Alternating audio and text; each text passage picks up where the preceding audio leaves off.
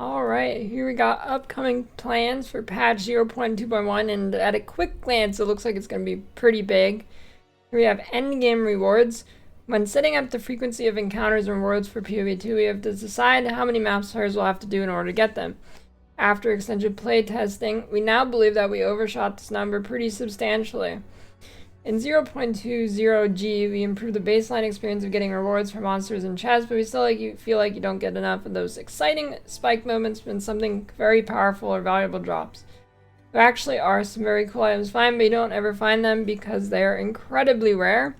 One of the major focuses of 0.2.1 is making chase items more common, but also adding more chase items to add.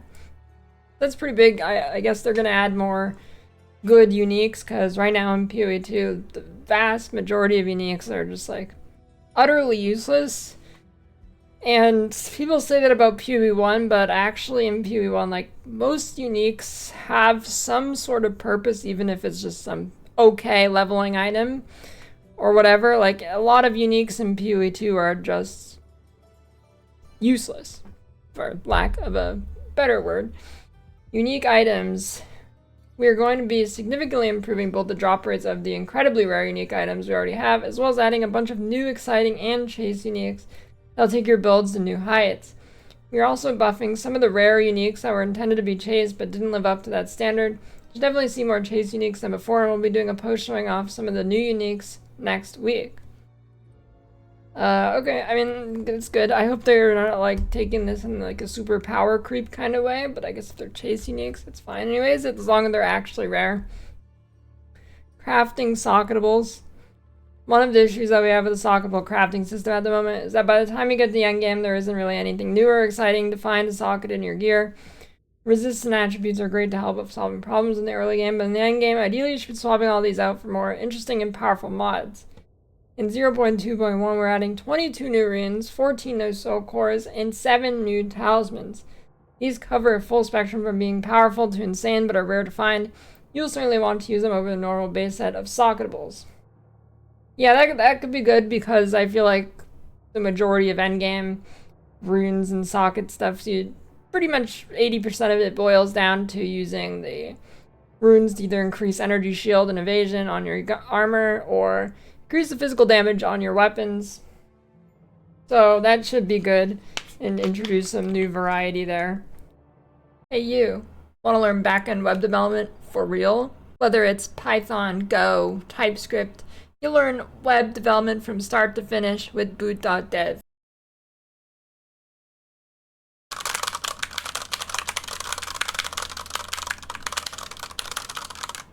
You can't learn to code without actually coding. That's why you'll be building real projects and writing tons of real code, just like a real job. And speaking of jobs, backend devs in the US made over $100,000 on average in 2024, according to Stack Overflow. Want to work from home or from anywhere? Yeah, developers do that. If you want to just get a quick idea of what boot.dev will be like, you can go to their just front page on the website, click demo the course, and then instantly just write some code. You can start building a game called Fantasy Quest. Go to boot.dev and try out the courses for free, then use my code DSLA to get 25% off your entire first year if you choose the annual plan. Ritual. Ritual also suffered from us pitching the chase rewards too rare as well. We're making the rare omens from Ritual more common. You'll see the same number of omens, but they have a significantly higher probability of being the rare, more exciting ones.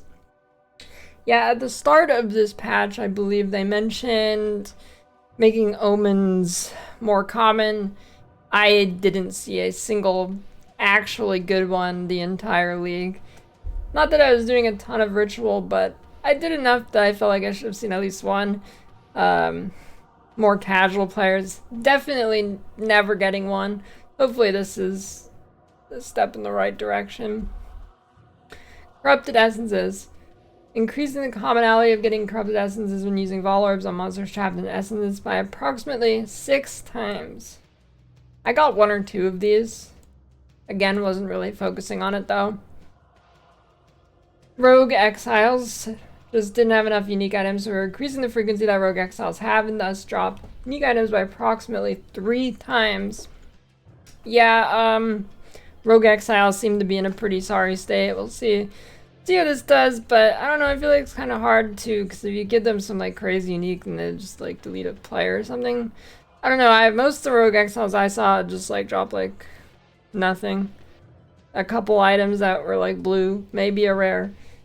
Rarely a unique, and when it had a good unique, it was trash. And a lot of people actually talked about their Rogue Exile having a good unique, and then they killed it and it actually didn't drop it. Twisted Domain. The boss in the Twisted Domain was pretty valuable, but as an endgame earlier, the rest of it was pretty underwhelming compared to the other content you were doing at the time. Pinnacle content should be giving less rewards than the dozens of maps required to gain access to it. To start, we have substantially increased the number of rare monsters that spawn during the domain. Previously, there would have been often no rare monsters at all. I don't know if that's true. I feel like I see at least like 5 to 10 rares every Breachstone. In addition, we have actually changed the balance of quantity and rarity that monsters in the domain have. This will mean that large drop of items that occurs right before the boss fight should now be way more valuable than before. We now also guarantee some rare breach rings in the resulting drops, so you should come at least away with a decent chance of some powerful items. Yeah. I did a couple dozen Breachstones, and I think at my like rough estimate, if you do it quickly, you get like 3 div an hour doing it, which is not super terrible. So if this is a substantial, Breachstones might be pretty good to farm. Logbooks. One thing that makes logbooks unrewarding is just the fact that at very high levels they have so many few monsters spawning that they often end up yielding significantly less items than just a regular endgame map. This is reflected in the fact that doing low level 90s gassy. You could do an entire level 80 logbook and not even gain 1% of a level of experience, doing a pass on the amount of monsters spawning to intensify the combat, but also focus on very high level ones to better match the consistency of the other endgame content. First changes were increasing the distance between explosives and the radius of explosives. This will allow you to ultimately uncover more monsters and rewards, and we're increasing the number of monsters to be more reflective of what an endgame map has in it. Yeah, the amount of monsters in it could have a lot of variety between like a bad logbook and a good logbook. A good logbook I felt like was pretty okay, but a bad one was really empty. Making changes to specific features found in each of the logbook areas. The Lush Isles currently has Karui totem remnants that cause the monsters to give substantially increased experience. It also has fence-off areas where you can explode the fence, gain access to totems, drop a lot of currency items, and on the beaches there are small corruption pustules that drop uncut skill gems. Yeah, Lush Isle was pretty much the only logbook area that consistently felt good to me. In order to improve this area, we are increasing the number of remnants, especially the experienced ones. Yeah, but nobody's doing logbooks for experience. I mean, maybe they will after this buff. I don't think anybody's ever gone to a logbook with the intention of getting experience. Additionally, we will generate more of the fence-off sections, and a larger change of the pustules will be made where destroying any of them will cause all monsters on Earth afterwards to spawn corruption monsters on death, similar to those in corrupted zones on the Atlas. Okay, that's pretty interesting. Will they drop expedition loot though? Probably not. 5 of the base changes to drastically increase the number of base monsters spawned during logbooks. It is intended that Lush Isle provides a very good source of experience. The Frigid Buff logbook area is this icy tundra with Vol architecture, many Vol monsters and Vol remnants, frozen in time. Aside from the traditional expedition monsters and chests, you can also explode these Vol objects free. Problem is, these are relatively underwhelming.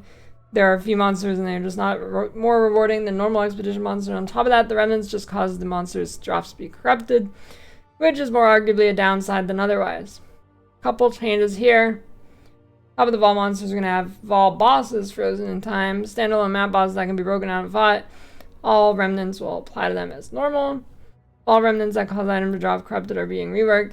They will now generate with 1 to 3 upsides and 1 to 3 downsides that no normal remnants have. Think of those as a super remnant.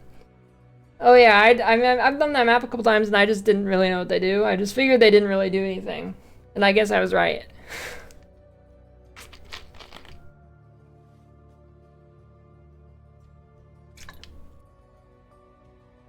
The Barren Atoll logbook is an atoll that sea travelers and fishermen have used to store their treasure and supplies. The area currently has crates filled with gold, strongboxes, and azimite runes. The issue is that the crates drop far too little gold, and there's far too few strongboxes and runes. After our changes, the crates are going to drop a significant amount more gold.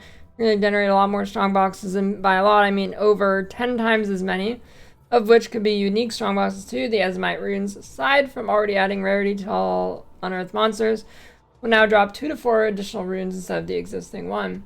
Given we're adding some new chase rune drops, this may prove to be a good source to get them. All of these special features found in the logbook areas are also being added to mini-maps so you can see where they are and plan well before you start placing your chain of explosives. Here we go. Endgame content and variety improvements. A second main focus that we're going to increase the variety of running endgame maps. Right now, did you know that if you were to generate 400,000 maps, 150,000 of them would be Hidden Grotto? Yeah, it definitely felt like that, but I didn't think it was actually that close to half maps. You know, for being a Hidden Grotto, it was not very hidden. And it's like, Hidden Grotto is actually the worst map in the game now. After the rare change and the boss stuff, the only map I ever have problems really going through and getting huge backtracking is Hidden Grotto.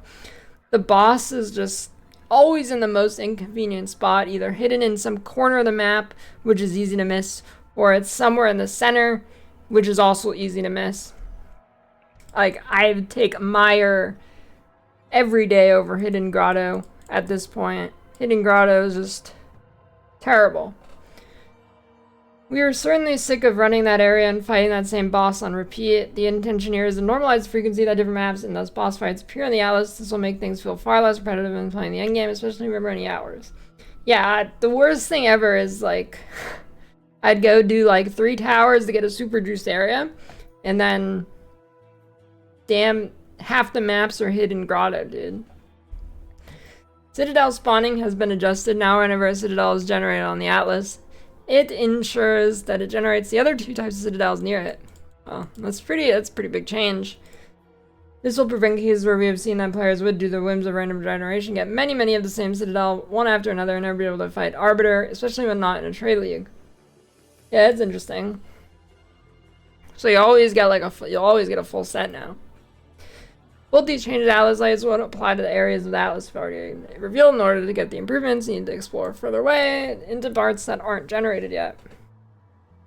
Additionally, you can expect some endgame improvements, such as reducing the danger of the 2 ritual types that are just a ruckus of purple, chaos explosion, reducing the danger, and increasing the telegraphing of the volatile plant monster modifier.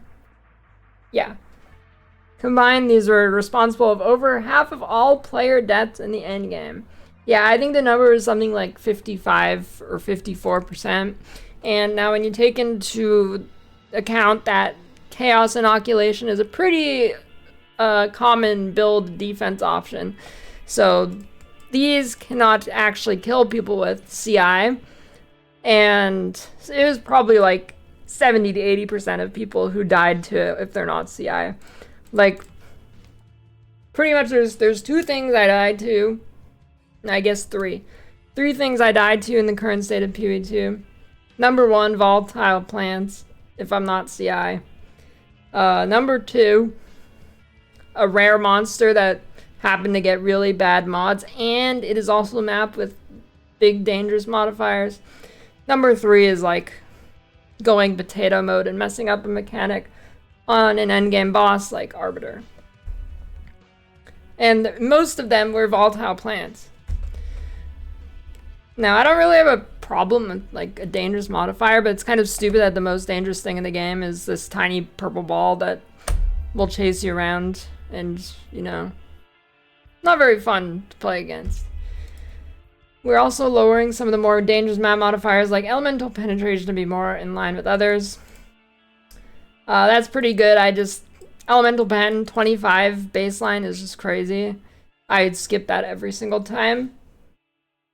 Improving the rewards and visibility of omens in the Viridian Wildwood unique map, increasing the radius to open the clasped hand in breaches, reducing the pack size of the bats that shotgun you projectiles in the twisted vein, and rework the curse map mods to have counterplay.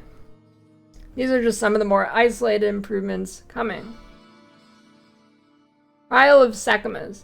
In Trial of Sekhemas, we've adjusted the affliction that causes you to get no energy shield. Instead, half your energy shield is for CI builds, so that when they randomly get this affliction, the run isn't effectively over. This reminds me of the time I bought a carry for 4th lab ascendancy, and I go in the zone. I hadn't paid yet, luckily. I go in the zone and I just instantly die because I had the affliction that makes it so you had no energy shield. I just instantly died. On top of this, we have discovered well, I didn't die, I just ran out of honor. On top of this, we discovered a mistake with the chances of getting certain afflictions and boons. Specifically, there was one affliction, 2 minor boons, 1 major boon, and 1 pack that had 100 times commonality that they should have. What? This would have caused players to be constantly getting this first randomly generated outcome, as these boons are in particular the weaker and more boring ones, would have made the runs less rewarding and interesting. I feel like there's just no good boons in general. Quality of life. I mean, maybe this is why. Quality of life and user experience changes. We did some notable QL improvements in 0.2H, but there are more coming. We have a huge improvement to searching on the pass tree when using keyboard and mouse. Now when you search for passives, by typing in the text field, you can press enter to automatically find and go to that passive. Oh, interesting. If there are multiple passives found in your searches and continuing to press enter will cycle through them, it also darkens the rest of the passage tree to help the search nodes to foreground, making them much easier to see. Yeah, I have trouble seeing the highlighted nodes. So that's pretty good, actually.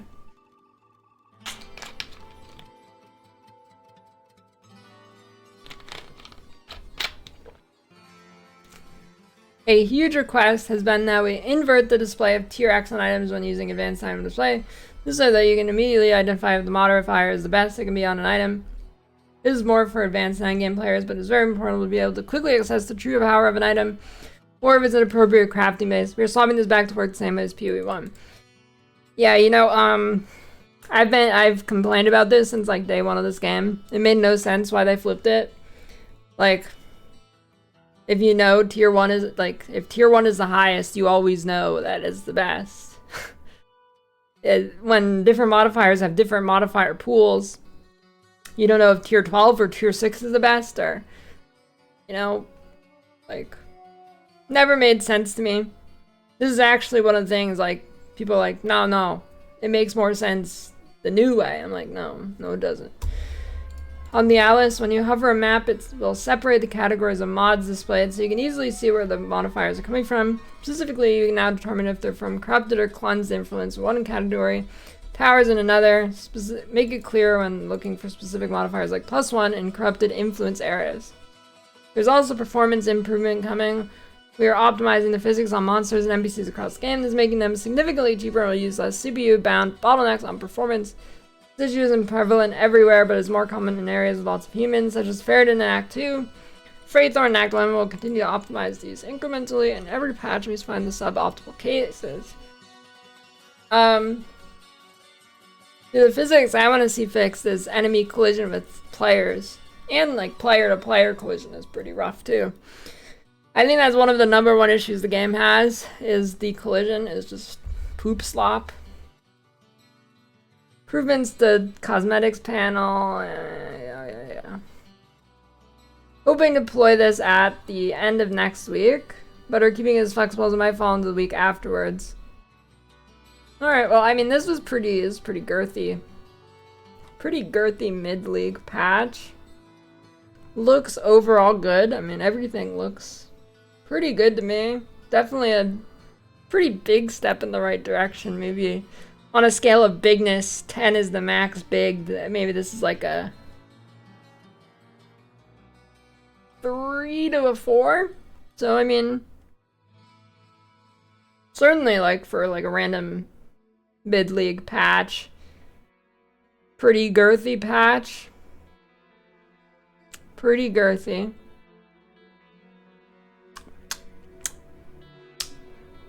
Yep.